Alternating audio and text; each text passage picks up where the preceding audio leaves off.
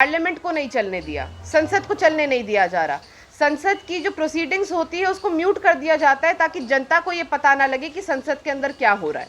और राहुल जी के मुद्दों को जो वो उठा रहे हैं, उनका भय देखिए कि उनकी लोकसभा की, वो लोकसभा से चुन के आए सांसद हैं, उनकी संसद की जो सदस्यता है उसको रद्द कर दिया जाता है। और कैसे रद्द कर दिया जाता है, किस मामले में रद्द कर दिया जाता है?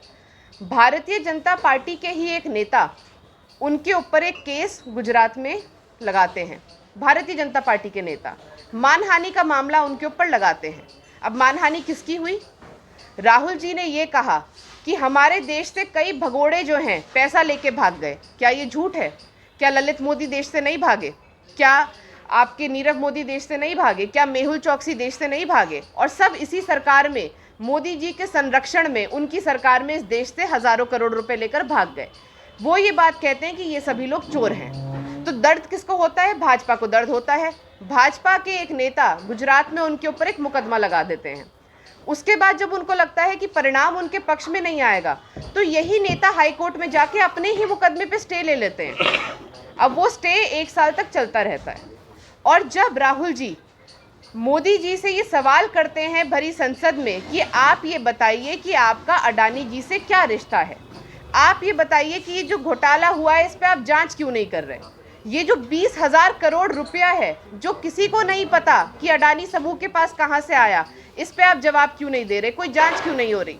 तो वो मुकदमा जिस पे स्टे लगा था, उस मुकदमे को खोल दिया जाता है, तुरंत के तुरंत उनको सज़ा दे दी जाती है और अपील करने का समय भी नहीं दिया जाता। अगले ही दिन उनकी सदस्यता रद्द कर दी जाती है। साथियों, हम लोग जानते हैं, ये कहा जाता है कि तानाशाह डरपोक होता है। तानाशाह डर पे ही अपनी सत्ता चलाता है। भारतीय जनता पार्टी आज जो भी काम कर रही है उससे ये सिद्ध हो चुका है कि उनका मकसद है विपक्ष को दबाना, विपक्ष की आवाज़ को किसी तरह से दबाना। कोई जो मुद्दे हैं खासकर अडानी से जुड़े हुए, क्योंकि ये उनकी दुखती रग है। आज पूरी दुनिया के सामने ये सवाल है कि जो व्यक्ति पहले इस देश का भी सबसे अमीर व्यक्ति नहीं था, आज वो दुनिया का सबसे अमीर व्यक्ति कैसे बन गया? ऐसा क्या उसने किया? ऐसा क्या उसको सरकार में फ़ायदा मिला? राहुल जी ने जो सवाल संसद में रखने चाहे वो सवाल हैं जो आज पूरी दुनिया पूछ रही है। वो सवाल हैं जिनके जो तथ्य हैं वो मीडिया में है, सार्वजनिक पटल पे हैं, लेकिन उसके बावजूद उनको वो सवाल पूछने नहीं दिया जा रहा। और कांग्रेस पार्टी और श्री राहुल गांधी जी किसी भी चीज़ से डरने वाले नहीं हैं। अगर भारतीय जनता पार्टी को ये लगता है कि वो उन्हें संसद के अंदर नहीं बोलने देंगे, तो ये देश हमारा है, हम देश की जनता के सामने जाकर बोलेंगे, लोगों के सामने जाकर बोलेंगे। लेकिन जो पैसा लूटा जा रहा है, जो घोटाला हो रहा है, वो इस देश की जनता के साथ हो रहा है। उनके लिए लड़ने का काम राहुल गांधी जी कर रहे हैं। राहुल गांधी जी अपने लिए नहीं लड़ रहे हैं। वो जो मुद्दा उठा रहे हैं वो देश की जनता से, देश के जो संसाधन है उससे जुड़ा मुद्दा है।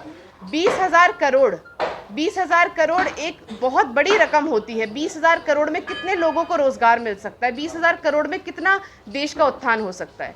लेकिन हम आज तक नहीं जानते कि अडानी को ये 20,000 करोड़ रुपए किसने दिए।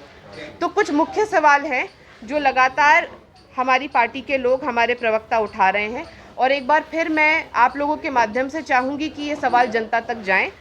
तो राहुल गांधी जी के द्वारा जो सवाल मोदी सरकार से पूछे गए, मैं उनको दोहराना चाहती हूँ ताकि ये सवाल जनता भी वापस सुने और प्रयास करे अपने अपने स्तर पे कि इनका जवाब हमें सरकार से मिल सके। पहला सवाल ये है कि देश के प्रधानमंत्री श्री नरेंद्र मोदी जी एवं उद्योगपति श्री गौतम अडानी के मध्य क्या रिश्ता है और कब से है? ये ऐसा सवाल है जो हर कोई जानना चाहता है कि एक प्रधानमंत्री, उनका एक मित्र इतना खास है कि सत्ता में आते वो दुनिया का सबसे अमीर आदमी बन जाता है, सारे देश के संसाधन उसके हाथ में दे दिए जाते हैं। तो ये क्या रिश्ता है और ये रिश्ता कब से चल रहा है? दूसरा सवाल ये है कि गौतम अडानी के व्यापार में विदेशों से आया 20,000 करोड़ रुपया कहाँ किसका है? हिंडनबर्ग की जो रिपोर्ट आई उसमें ये पता चला कि कई सारी विदेशों में शेल कंपनियां चल रही हैं। शेल कंपनियां यानी फर्जी कंपनियां, फर्जी कंपनियां चल रही हैं जिसके माध्यम से 20,000 करोड़ रुपए अडानी समूह को मिले। अब 20,000 करोड़ रुपए कोई इतनी छोटी सी रकम तो है नहीं कि कहीं आसमान से प्रकट हो गई होगी, किसी का तो पैसा होगा। क्या देश को ये जानने का अधिकार नहीं है कि ये 20,000 करोड़ रुपए किसके हैं? क्या ये काला धन है या ये सफ़ेद धन है? जो काले धन पे भारतीय जनता पार्टी के लोग कहते हैं कि हम काले धन के खिलाफ लड़ाई लड़ रहे हैं। आपने सैकड़ों लोगों को नोटबंदी के सामने रोड पे खड़े करके उनकी हत्या करवा दी, लेकिन आज ये जो 20,000 करोड़ रुपए आए हैं, ये किसका काला धन है, ये कहाँ से आ रहा है? इसका जवाब मोदी सरकार नहीं दे पा रही है। तीसरा सवाल है कि प्रधानमंत्री जी सरकारी विदेशी यात्राओं में कितनी बार श्री गौतम अडानी को अपने साथ ले गए हैं? देखिए, ये एक बहुत बड़ा मुद्दा है। भारत देश का प्रधानमंत्री एक उद्योगपति को अपने सरकारी जो दौरे हैं, जो विदेश के दौरे हैं, उन पे साथ ले जाता है।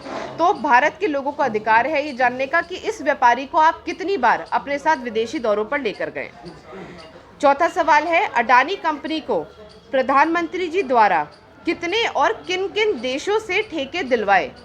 ये हमने देखा, ये कई बार इस तरह की तस्वीरें सामने आई कि प्रधानमंत्री जी अपने विदेशी दौरों पर अडानी जी को लेकर गए, बड़े बड़े वहाँ के नेताओं से, वहाँ के बड़े अधिकारियों से उनकी मीटिंग कराई। तो कितने ठेके आपने भारत के प्रधानमंत्री होने के नाते अपने मित्र को दिलवाए, ये जानने का अधिकार भारत की जनता को है। और पांचवा सवाल ये है कि ईपीएफओ से अडानी कंपनी के शेयर खरीदकर कर्मचारियों के भविष्य को अंधकार में धकेलने का क्या कारण है? जब अडानी के शेयर गिर रहे थे, ऐसे में हमारी सरकारी कंपनियों का, LIC जैसी कंपनियों का पैसा उनके शेयर में क्यों लगाया गया?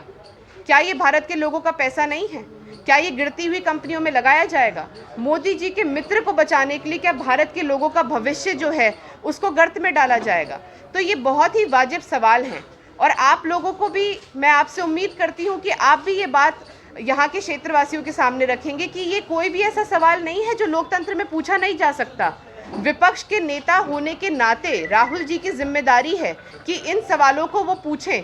और अगर आप सांसद हैं, संसद के आप सदस्य हैं, आपको लाखों लोगों ने चुन के और सबसे बड़े मार्जिन से जीतने वाले नेताओं में राहुल गांधी जी हैं, जो वायनाड से जब वो लोकसभा में चुने गए। एक व्यक्ति को जो जनता की आवाज़ उठा रहा है, संसद में उठा रहा है, संसद वो पटल है जहाँ पे आम आदमी की आवाज़ उठाई जाती है, आपने उसको बोलने ना देने के लिए संसद से बाहर कर दिया। क्या ये सवाल वाजिब नहीं थे? यही सवाल हम बार बार दोहराएंगे, जनता के बीच लेकर जाएंगे और तब तक दोहराएंगे जब तक कि हमें इनका जवाब नहीं मिल जाता। गाजियाबाद की ताज़ा तरीन खबरों के लिए हमें सब्सक्राइब करें और हमारे बेल आइकन को प्रेस करना ना भूलें।